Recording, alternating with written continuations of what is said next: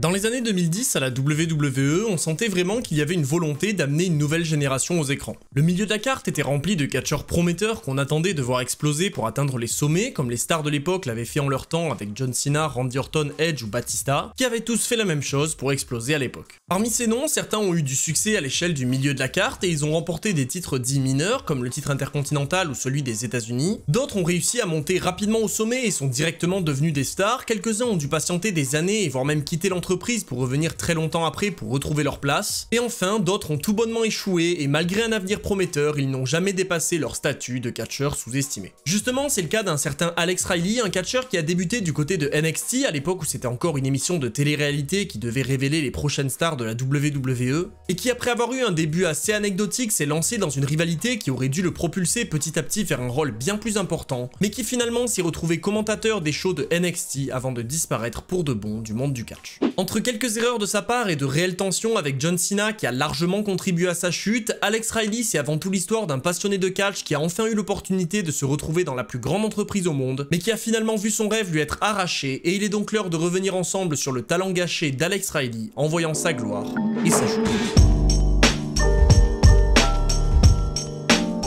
Comme je l'ai dit, tout commence du côté de NXT pour Alex Riley. Bon, en réalité, il commence quand même à se former quelques temps plus tôt du côté de la FCW, qui était le centre de formation de la WWE, et il est repéré là-bas par la légende du catch, Dusty Rhodes. À ce moment-là, Dusty travaille pour la WWE, et après avoir impressionné divers officiels, Alex Riley est choisi pour participer à NXT, une émission fraîchement lancée par la WWE dans laquelle des catcheurs établis accompagnent des nouveaux arrivants dans leur parcours, mais dans lesquels ces nouveaux catcheurs n'ont en réalité que très peu de matchs. En réalité, la plupart des défis réalisés par les catcheurs n'ont absolument rien à voir avec la discipline et ne servent qu'à tester leur présence à l'écran, mais parmi toutes ces petites activités, il y en a quand même une qui est très importante et dans laquelle Riley excelle, les promos au micro. Globalement, pour expliquer ce que c'est une promo, c'est simplement le fait de s'adresser aux fans ou à un autre catcheur, et pour le coup, c'est un élément qui est ultra important dans le monde du catch. Vous pouvez bien être le meilleur catcheur au monde, si vous avez du mal à vendre vos matchs parce que vous savez pas vous exprimer, c'est bien plus compliqué d'être le numéro 1. En l'occurrence, pour Alex Riley, le problème c'était plutôt l'inverse, il avait beau être très bon pour vendre son personnage et son mentor dans l'émission, c'était The Miz, qui est également très bon dans ce domaine, mais malheureusement,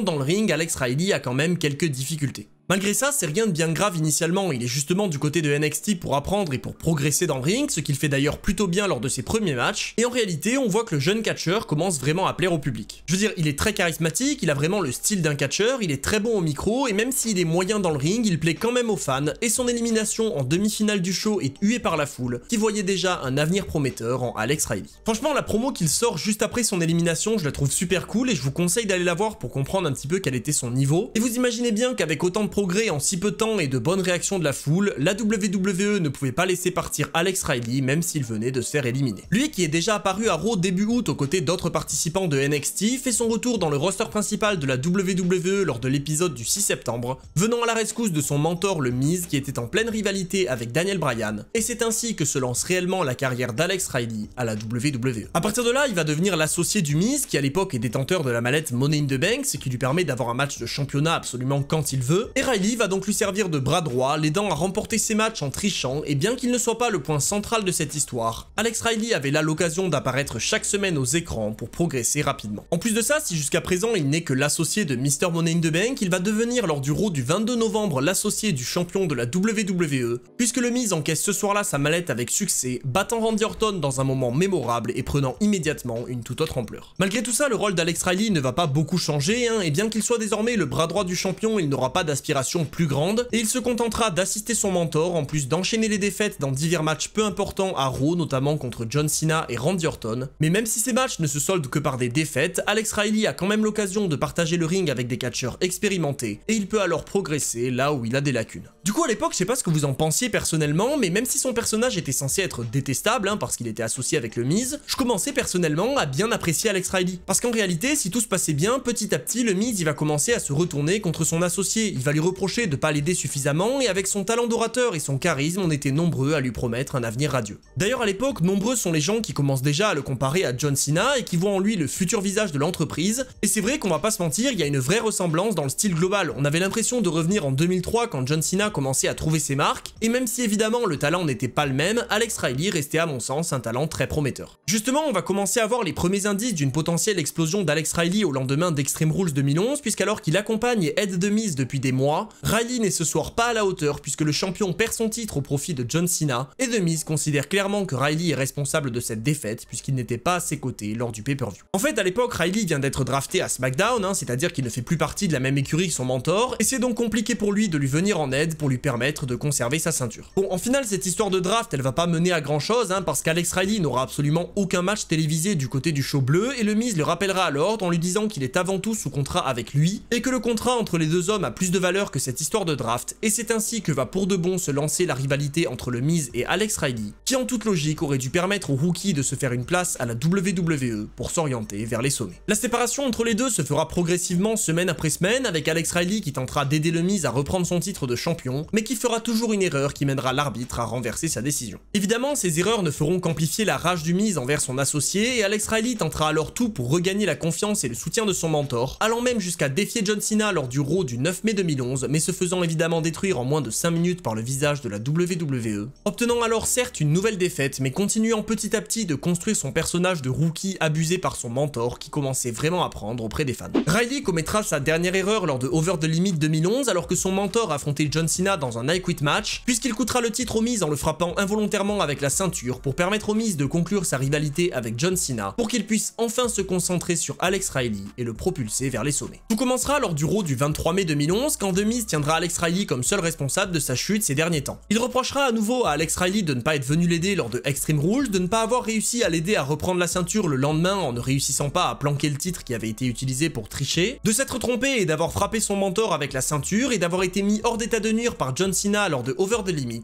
Bref, le Miz considère que Alex Riley est seul responsable de tous ses problèmes et il demande une revanche contre John Cena avec Alex Riley banni des abords du ring. Le general manager anonyme de l'époque en charge de prendre les décisions répondra directement au Miz en lui disant qu'il a trop perdu contre John Cena et qu'il mérite pas une nouvelle chance. Et évidemment, le Miz se retournera une fois de plus contre Riley, lui hurlant dessus et lui demandant de se justifier. Petit à petit, on va donc voir les fans commencer à prendre Alex Riley en pitié et à commencer à le soutenir, puisqu'ils voient bien que le jeune catcheur a du talent et qu'il a énormément de potentiel, mais ils voient surtout que ce rôle d'associé de The Miz ne l'amènera jamais nulle part. Justement, les fans vont bien réagir lorsqu'en réponse aux accusations du Miz, Riley ne se contente que de répondre une simple phrase, en disant « Miz, c'est pas moi qui ai abandonné lors de Over the Limit », et évidemment, le Miz n'acceptera pas une telle réponse de la part de celui qu'il ne considère que comme son vulgaire valet, et il giflera Riley, continuant d'humilier le jeune rookie en lui disant qu'il n'est rien sans lui, que le Miz est la seule raison pour laquelle il est à la WWE, avant de mettre un point final à cette histoire en licenciant Alex Riley pour de bon. Les fans n'attendaient alors qu'une chose. Avec un jeune catcheur prometteur humilié comme ça par un mentor qui sort d'un règne de champion de la WWE et qui est probablement à son prime, c'était l'heure pour Alex Riley d'exploser pour de bon en détruisant le Miz pour passer d'un simple valet à une véritable star. Ce soir, c'était le soir d'Alex Riley. C'est donc sous une ovation de la salle que Riley craque enfin et qu'il se jette sur le Miz pour le passer à tabac au centre du ring, lançant pour de bon la rivalité entre les deux hommes et donnant de très bons espoirs aux fans concernant Alex Riley. Parce que oui, comme je l'ai dit, l'histoire du valet qui est humilié par son mentor et qui finit par craquer, ça a toujours très bien fonctionné et pour moi c'était vraiment le meilleur moyen de faire débuter Alex Riley. Justement, le Miz sera passé à tabac pendant de longues minutes pour conclure pour de bon son association avec Alex Riley et c'était donc enfin l'heure pour ce dernier de faire ses preuves. Justement, si Riley commençait déjà à être apprécié par la foule grâce à cette histoire, il aura de nouveau l'occasion de faire ses preuves dès la semaine suivante puisqu'il aura le droit à une interview au centre du ring, mais il va surtout avoir l'occasion de débarquer avec une nouvelle musique d'entrée qui est véritablement une pépite.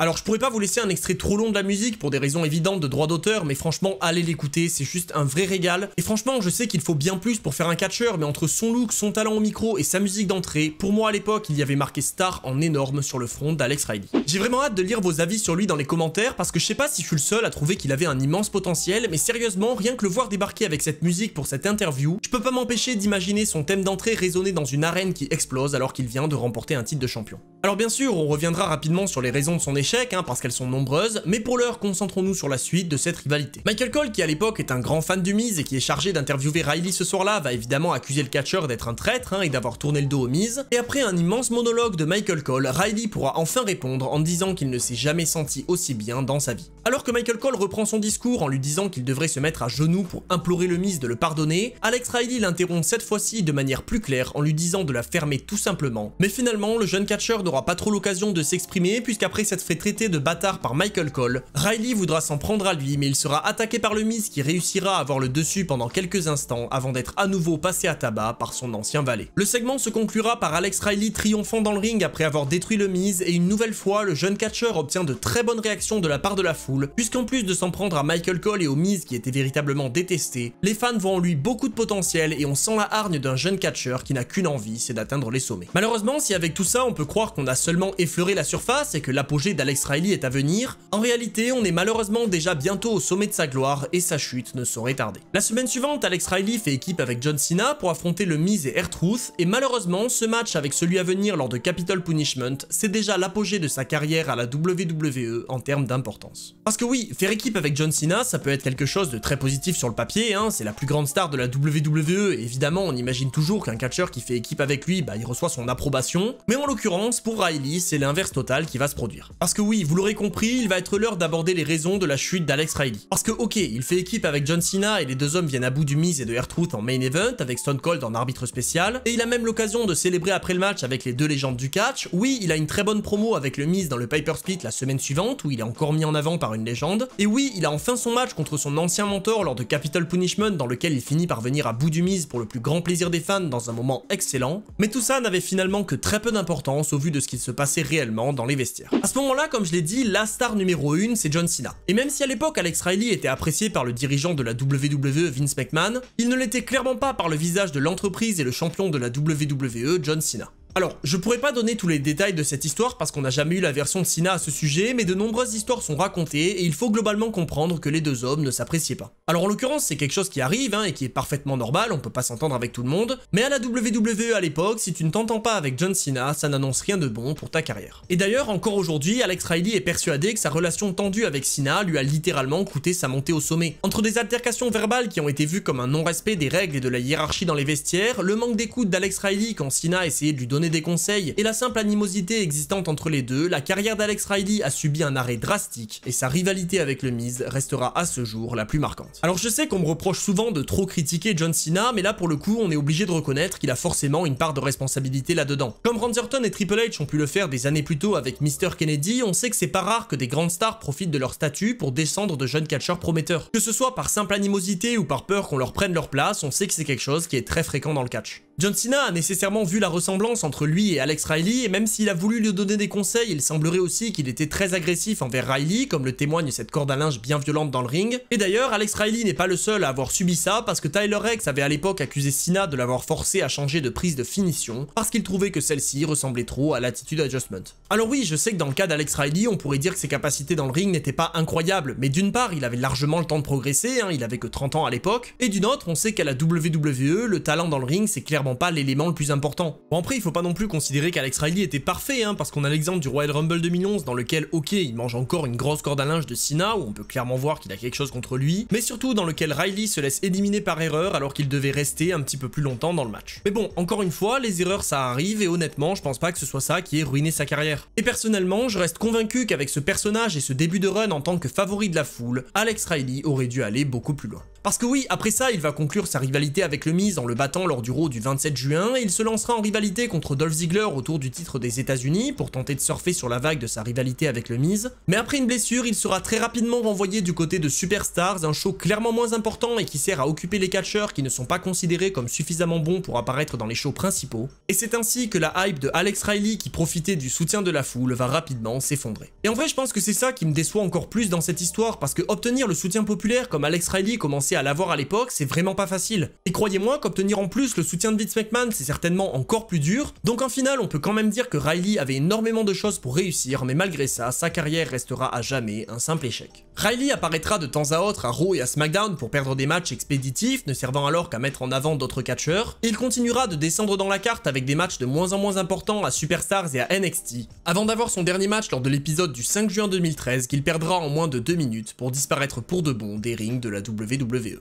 Alors je sais que beaucoup vont vouloir expliquer son échec par d'autres raisons, et comme je l'ai dit, certainement qu'il avait des progrès à faire dans tous les domaines, mais le fait est que sa mésentente avec John Cena a clairement coûté très cher à Alex Riley et l'a renvoyé finalement à un poste de commentateur du côté de NXT. Et pourtant, croyez-le ou non, on n'est pas encore à la fin de la carrière de Riley, parce qu'à ce moment-là, il trouve un poste de commentateur dans la 3e branche de la WWE, et il pourrait s'en contenter, comme beaucoup l'ont fait, mais Riley en veut plus. Il est en réalité encore très jeune à l'époque, et il a vraiment faim de succès, il ne veut pas rester bloqué à un poste de commentateur, et il veut remonter sur un ring pour montrer ce qu'il vaut. C'est ainsi qu'il lance le hashtag FreeAlexRiley sur Twitter, prétendant qu'il est comme en prison derrière cette table avec ce micro-casque sur la tête, et qu'il est temps pour lui de se relancer dans la compétition dans le ring pour prouver sa vraie valeur. Justement, il sera entendu par les fans et les officiels, et une rivalité se lancera alors rapidement avec Kevin Owens, puisque le champion NXT commencera semaine après semaine à s'en prendre au commentateur pour l'humilier, finissant par s'en prendre à lui physiquement lors de l'épisode du 25 février pour envoyer un message à son challenger numéro 1, Finn Balor. Mais justement, à ce moment-là, Riley il en avait marre. C'était fini pour lui d'être la marche sur laquelle les autres catcheurs posaient leurs pieds pour s'orienter vers les sommets. C'était à son tour de prouver ce qu'il valait, et après 2 ans d'absence, Riley estimait que c'était son heure, et il demande donc dès la semaine suivante l'autorisation à William Regal de monter à nouveau sur un ring. D'ailleurs, ce segment dans les vestiaires, il est vraiment cool, et je vous conseille d'aller le voir, parce que oui, on est dans le contexte d'une storyline, donc ça reste du spectacle, mais on sent quand même dans le discours de Riley qu'il pense vraiment ce qu'il dit. Il dit qu'il est encore dans le prime de sa carrière, qu'il est dans une excellente condition physique, et qu'il a beaucoup de choses à apporter à la WWE, et honnêtement, à l'époque, je trouvais qu'il avait pas tort. William Regal lui posera alors un dilemme, et Riley devra choisir entre son poste de commentateur et celui de catcheur, et évidemment, l'ancien associé du Miz choisira de remonter sur le ring après une vignette vraiment cool la semaine suivante, et il viendra finalement le même soir à bout de CJ Parker dans un match très court, et là pour le coup, je sais que ça va en choquer certains, mais pour moi, le prime d'Alex Riley, bah il est là. Oui, il n'était pas devenu incroyable dans le ring, mais il avait quand même progressé, et son côté hargneux du gars qui est là depuis 5 ans et qui n'a pas eu la chance d'exploser comme il le mériterait, ça fonctionnait ultra bien, et franchement, pour avoir eu l'occasion de suivre NXT de loin à cette époque-là, j'étais persuadé qu'il était le futur de la branche jaune et noire. En fait, je pense que le côté réel de cette histoire, ça marchait ultra bien avec moi, c'était vraiment le gars que j'avais vu monter petit à petit dans une rivalité avec le Miz pour soudainement disparaître, et le voir laisser sa frustration et sa rage exploser pour se reconstruire après un poste de commentateur, bah personnellement, ça me régalait. Parce qu'il faut pas oublier qu'à la base, Alex Riley, c'est ça, c'est juste un fan à qui on a donné une opportunité et qui a tout donné pour la faire fonctionner. Mais au final, il n'a pas réussi à atteindre son plein potentiel, entre autres à cause d'une mésentente avec la star numéro 1, et on peut donc comprendre sa frustration en tant que fan, ce qui donne vraiment envie de le soutenir. Alors oui, finalement, après cette victoire, il va perdre ses 2 matchs contre le champion NXT, ce qui est un petit peu logique, mais il restait malgré tout très populaire auprès des fans, et il aura en plus la chance de participer à la Andre the Giant Battle Royale à WrestleMania 31, pour avoir son premier et seul match sur la plus grande scène du monde, et même si après ça, il subira une blessure qui l'écartera des rings pendant quelques temps et que son retour ne sera pas très glorieux, j'avais personnellement énormément apprécié son passage à NXT. En fait, je trouve qu'après ce premier échec, la WWE aurait clairement pu en faire quelque chose à NXT avec ce rôle de jeune qui a faim de réussir après un premier run décevant dans le roster principal, et Alex Riley reste à mon sens l'un des plus grands échecs de cette époque. Il aura finalement son dernier match mi-2016 contre Shinsuke Nakamura avant d'être licencié 1 mois plus tard, quittant pour de bon la WWE, et même si depuis il a fini par faire quelques matchs extrêmement décevants dans des promotions autres comme la NWA, Riley a toujours été clair à ce sujet et il se considère comme fidèle à la WWE, et pour lui c'est là où il a sa place. Et j'avoue que sur ce point-là, j'ai du mal à le comprendre, parce que je pense qu'un passage sur les scènes indépendantes après son départ en 2016, ça aurait clairement pu lui être bénéfique. Il suffit de voir ce que ça a pu faire pour des Drew McIntyre ou des Cody Rhodes, et je pense qu'à terme, cette obsession pour la WWE, bah ça lui a plus coûté qu'autre chose. Alors oui, on peut comprendre sa frustration d'avoir échoué en grande partie à cause des tensions avec John Cena, mais je pense que malgré ça, il avait beaucoup de potentiel et qu'il aurait pu faire ses preuves sur le circuit indépendant pour faire un retour triomphant à la WWE,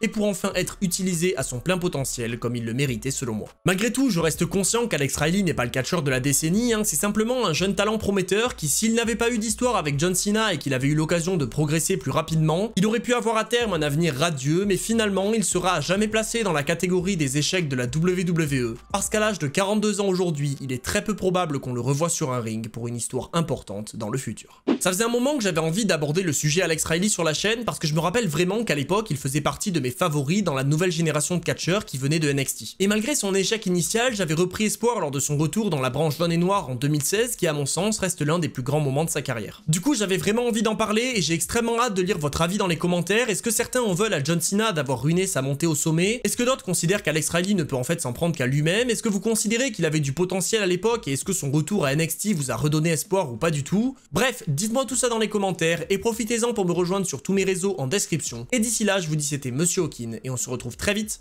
pour d'autres histoires.